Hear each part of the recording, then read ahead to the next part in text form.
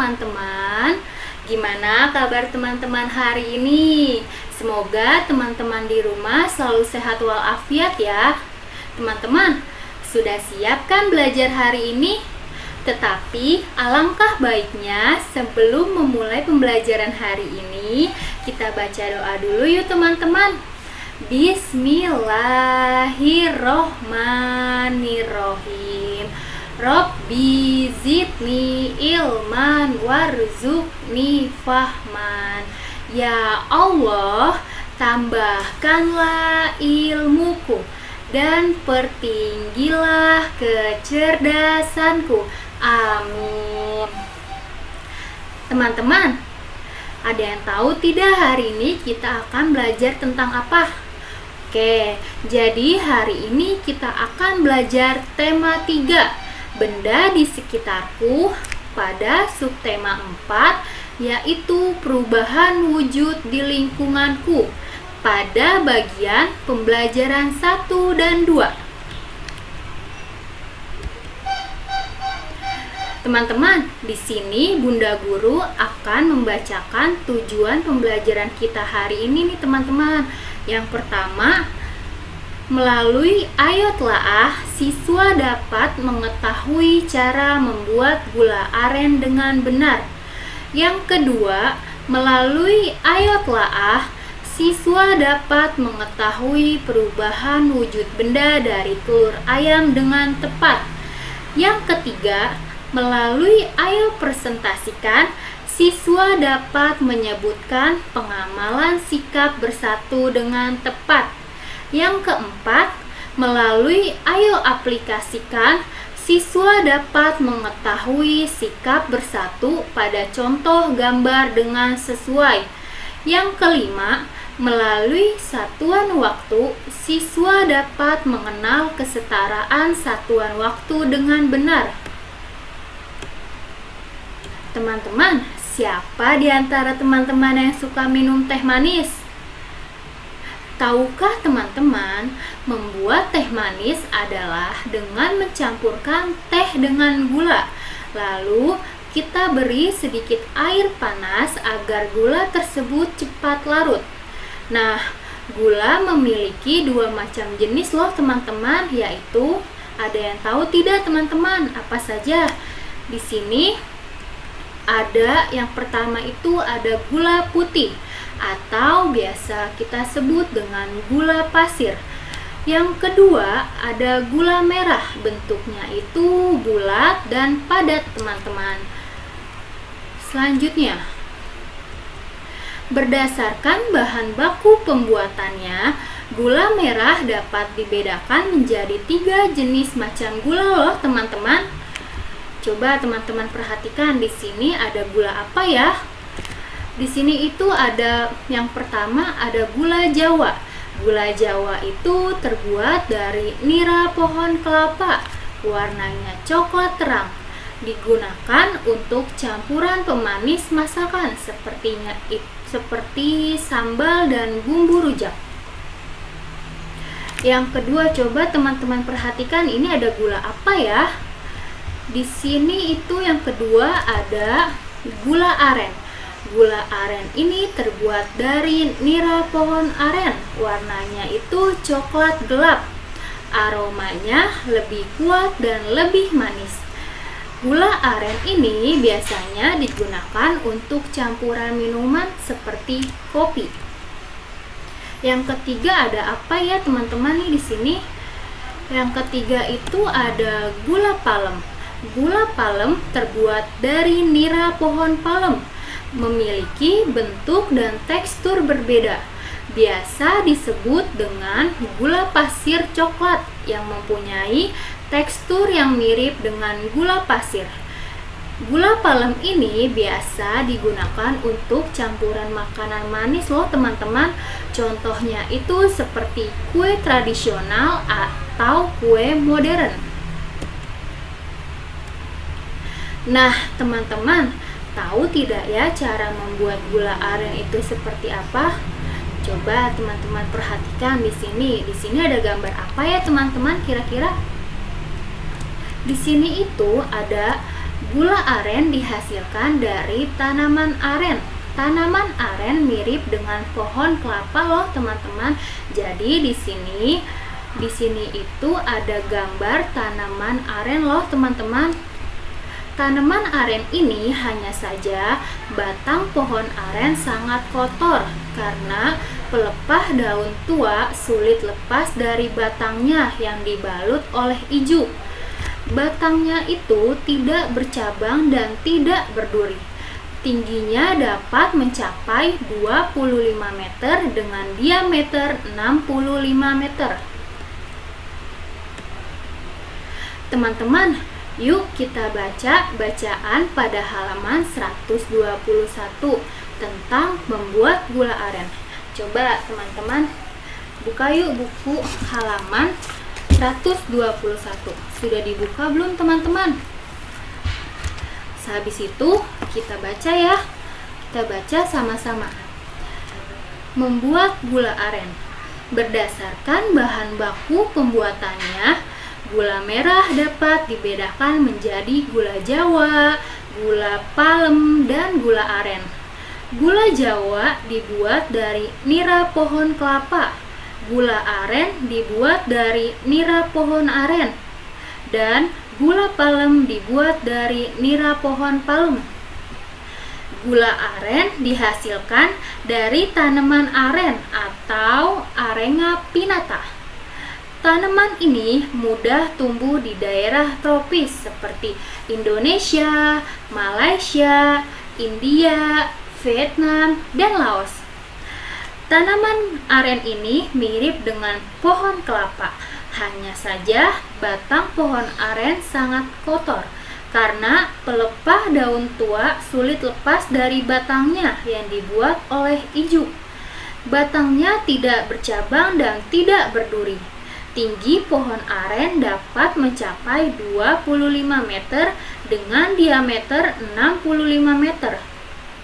Di Indonesia, daerah Lebak, Provinsi Banten merupakan daerah yang paling banyak memproduksi gula aren.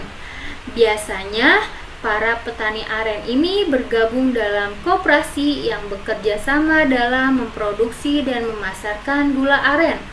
Warna gula aren beragam, mulai dari coklat kemasan hingga coklat gelap. Lalu, bagaimana cara membuat gula aren ya teman-teman? Pertama, nira pada pohon aren disadap dan ditampung pada sebuah wadah. Nira adalah cairan manis yang diperoleh dari penyadapan batang tanaman keluarga palma seperti aren, tebu, kelapa, dan nipah. Kandungan gula dari nira cukup tinggi, yaitu sekitar 10-15%. Setelah dikumpulkan, nira kemudian disaring dan diolah dengan cara dididihkan menggunakan kayu bakar pada sebuah wajan hingga air di dalam nira menguap. Sisa dari penguapan akan mengental. Pendidihan nira harus terus diaduk searah jarum jam agar nira mengental sempurna. Endapan nira yang mengental dimasukkan ke dalam cetakan agar membeku dan mengalami kondensasi. Cetakan yang digunakan biasanya dibuat dari potongan bambu yang kecil lubangnya. Ada juga yang menggunakan papan yang dibuat seperti mangkuk yang didasari plastik agar mudah untuk mengambil gula saat sudah kering. Agar gula aren tidak mudah mencair saat penyimpanan, gula aren dalam cetakan harus benar-benar sudah dingin dan mengeras. Nah, teman-teman, sudah dibacakan halaman 121. Coba tadi yang kita baca itu tentang apa ya, teman-teman? Oke, jadi tentang membuat gula aren. Teman-teman, tahu tidak ada salah satu daerah penghasil gula aren di daerah Lebak, Provinsi Banten. Lalu, Petani di sana bekerja sama dengan suatu pasar, yaitu dari memproduksi hingga memasarkan gula aren. Bekerja sama merupakan salah satu bentuk bersatu. Sikap bersatu juga merupakan sikap yang rukun dan saling menolong loh teman-teman. Sikap tolong-menolong bisa membuat pekerjaan menjadi ringan, cepat, dan mudah. Nah, contoh lain dari sikap bersatu apa saja ya teman-teman? Ada yang tahu tidak contoh lain dari sikap bersatu itu apa saja? Coba kita lihat ya di sini teman-teman. Contoh sikap bersatu yang pertama itu ada tidak membeda-bedakan berdasarkan ras, suku, dan agama. Yang kedua, membantu antar sesama yang membantu pertolongan. Yang ketiga, gotong royong membersihkan lingkungan. Yang keempat, menjenguk teman yang sedang sakit. Yang kelima, saling menghargai antar sesama. Jadi teman-teman, kita harus saling menghargai antar sesama ya teman-teman. Contohnya itu orang tua, guru, dan juga teman. Selanjutnya itu perhatikan gambar berikut yuk teman-teman. Di sini ada gambar apa ya? Ada gambar 1 dan gambar 2. Coba teman-teman perhatikan di sini ada gambar 1, gambar 2. Kira-kira gambar 1 itu sedang ngapain ya teman-teman? Dan gambar 2 itu sedang ngapain juga nih teman-teman? Dari gambar 1 dan 2, manakah menurut teman-teman contoh dari sikap bersatu? Hayo, gambar 1 atau gambar 2 ya teman-teman? Jadi, contoh dari sikap bersatu adalah pada gambar nomor 1 teman-teman. Mengapa demikian? Karena gambar nomor 1 menunjukkan sedang membersihkan kelas. Dengan membersihkan kelas dapat menumbuhkan sikap bersatu antar sesama, yaitu tolong-menolong. Tolong-menolong bisa membuat pekerjaan menjadi ringan, cepat, dan mudah. Teman-teman, sikap bersatu itu masuk ke dalam sila Pancasila keberapa ya? Ada yang tahu tidak? Oke, benar teman-teman. Jadi, sikap bersatu itu termasuk sila Pancasila yang ketiga. Coba sila ketiga itu apa ya teman-teman? Sila ketiga itu yaitu Persatuan Indonesia. Ibu, Wati, dan Nisa sedang memasak di dapur. Mereka akan membuat telur gulung. Kegiatan yang mereka lakukan juga salah satu contoh dalam sikap bersatu loh teman-teman, yaitu dengan bekerja sama antara satu sama lain dalam membuat telur gulung akan lebih cepat dan mudah. Mereka juga akan membuktikan perubahan wujud dari telur ayam loh teman-teman. Teman-teman, kira-kira perubahan wujud apa ya yang terjadi pada telur ayam? Perubahan wujud yang terjadi pada telur ayam adalah perubahan wujud cair menjadi padat nih teman-teman. Karena telur ayam yang semula berwujud cair kemudian digoreng dan berubah wujud menjadi padat. Nah teman-teman, Ibu, Wati, dan Nisa memasak seluruh adonan telur gulung membutuhkan waktu setengah jam. Apakah teman-teman tahu setengah jam itu berapa menit ya? Untuk mengetahuinya, maka kita harus mengubah satuan waktu jam menjadi satuan waktu menit yuk teman-teman. Coba teman-teman perhatikan di sini. Satu hari itu ada 24 jam.